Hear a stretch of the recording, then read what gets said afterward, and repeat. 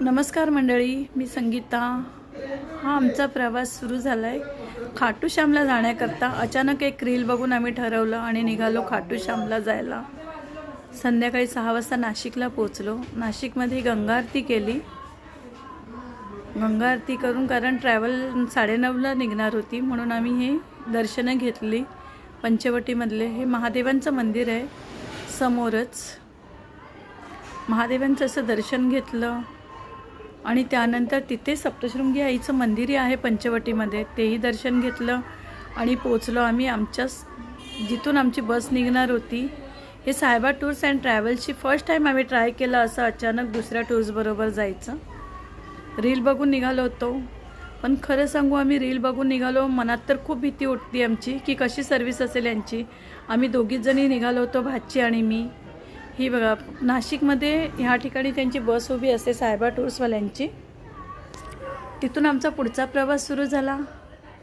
ह्या बसमधून 15 seater bus आहे यांची आणि खूप छान बस आहे, एकदम आरामशीर प्रवास होतो, एकदम आरामात झालं सगळं। रात्री निघालेलो, 28 तारखेच्या रात्री आमचा प्रवास सुरू झालेला इथून नाशिकमधून।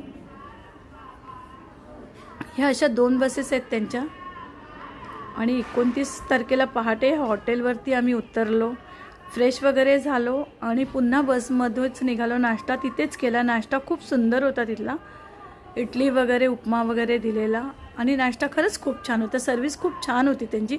फर्स्ट टाईम आम्ही ट्राय केलं होतं। अचानक एखाद्या म्हणजे अनोळखी व्यक्तीबरोबर या अनोळखी ट्रॅव्हल्सबरोबर जायचं ठरवलं होतं, पण खरंच आम्हाला खूप छान सर्व्हिस भेटली त्यांची सायबा टूर्सची। हे बघा पोहोचलो आम्ही तिथून, त्यांनी रिक्षा केल्या होत्या, रिक्षाने आम्हाला ओंकारेश्वर मंदिरला सोडलं। 30 जण होते 2 बसमधले, आम्ही टोटल 30 प्रवासी होतो 2 बसमध्ये आणि खूप छान सर्व्हिस दिली त्यांनी आम्हाला। हे ओंकारेश्वर दर्शन केलं तिथे आम्ही आणि ज्याला जमेल त्यांनी हा ब्रिज क्रॉस करूनही जातात आणि ज्याला बोटिंग करायची असेल ते बोटिंगनी जातात। ह्या तीरापासून त्या तीरापर्यंत ओंकारेश्वर मंदिरात जायला बोटही जाते तिथे। ही बघा ही बोट पण जाते, 50 रुपये तिकीट आहे या बोटीचं।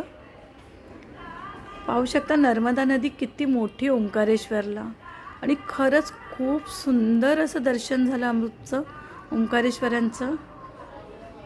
पाहू शकता किती मोठी नदी आणि खरंच खूप म्हणजे खूप वेगळंच वाटलं इथे येऊन।